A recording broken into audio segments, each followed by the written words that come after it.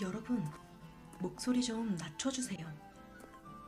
전 지금 17세기 런던의 악명 높은 베들럼 병원의 담장을 넘었습니다.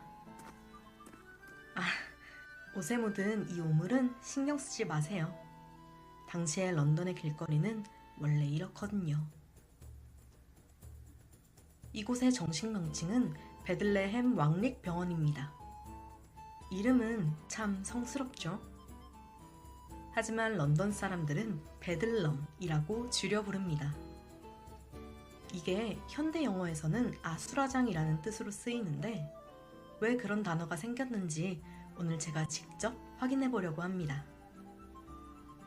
참고로 전 오늘 잠입을 위해 당시에 유행하던 가발까지 썼는데 가발 속에서 벌써 근지러운 게 기분이 묘하네요. 자, 그럼 지옥의 문 안으로 들어가 보시죠. 복도를 들어서자마자 코를 찌르는 이 향기. 아니, 악취는 정말 대단하네요. 세탁이요? 목욕이요? 여기선 그런 거 기대하면 안 됩니다. 17세기 사람들은 정신질환자가 열이 너무 많아서 춥지도 않고 씻지 않아도 병에 걸리지 않는 초인이라고 믿었거든요. 정말 편리한 논리죠? 덕분에 병원 예산에서 위생비는 영원에 수렴합니다. 병원 안쪽으로 더 들어가기 전에 먼저 우리가 이해해야 할 건 당시 사람들의 머릿속입니다. 지금은 정신질환을 뇌의 병이라고 부르죠. 하지만 17세기 런던 사람들은 다르게 생각했습니다. 그들에게 정신질환은 악마가 몸속에 들어온 증거이거나 신의 저주를 받은 상태였습니다. 한마디로 치료해야 할 환자가 아니라 정화해야 할 죄인이었던 셈이죠. 그러니까 의사가 아니라 구마사제를 부르는 게 더 익숙했던 시절입니다. 저 사람이 왜 아플까? 를 고민하는 대신 저 사람은 왜 저주를 받았을까? 를 따졌으니 시작부터 단추가 잘못 끼워진 거죠.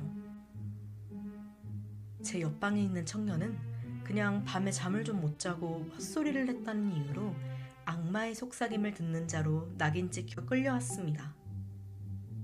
정말 황당하지 않나요? 상황이 이렇다 보니 이곳의 목적은 치료가 아닙니다. 바로 격리죠.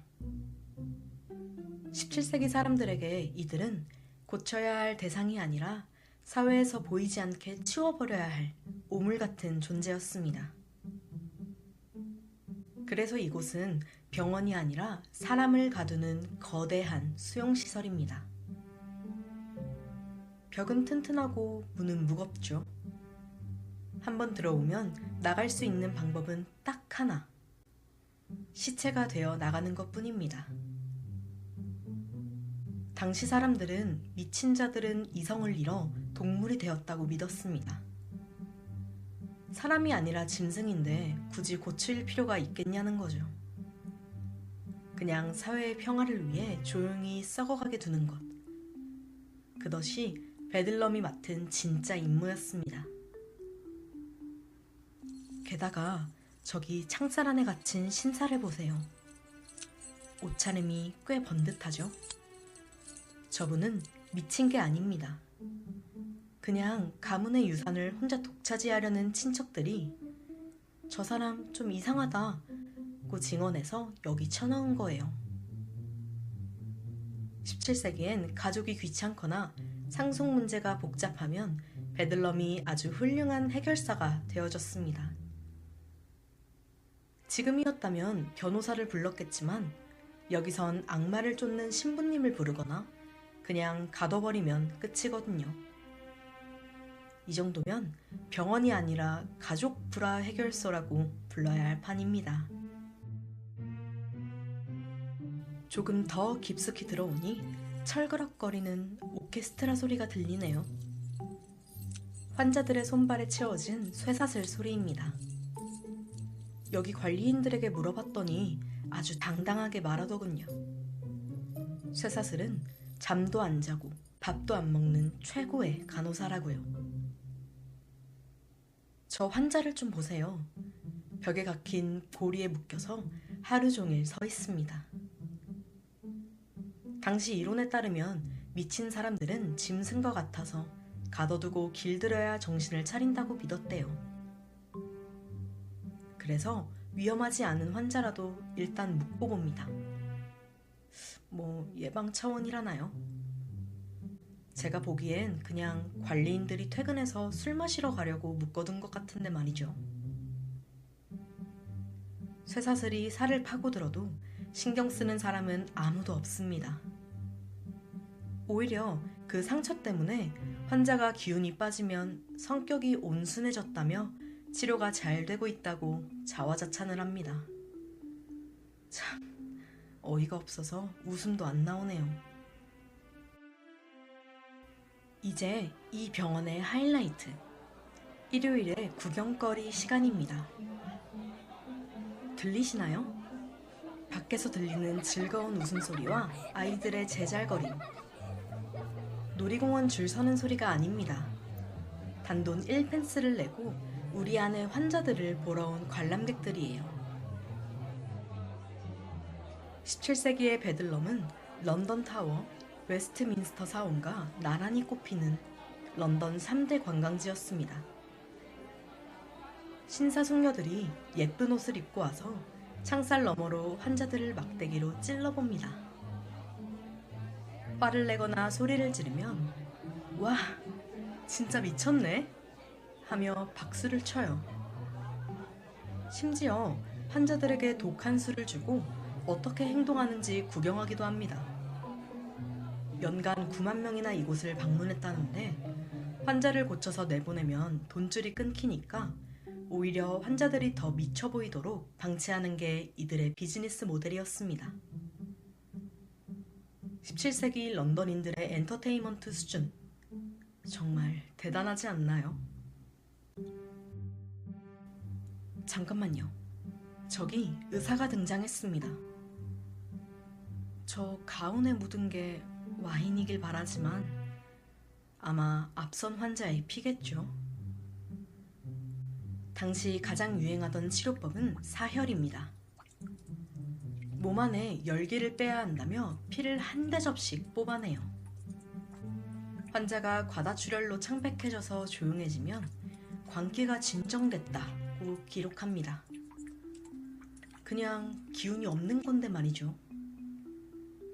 그게 아니면 회전의자라는 것에 앉혀서 미친 듯이 돌립니다. 뇌 속에 뒤섞인 생각을 원심력으로 정리한다는 기막힌 발상이죠.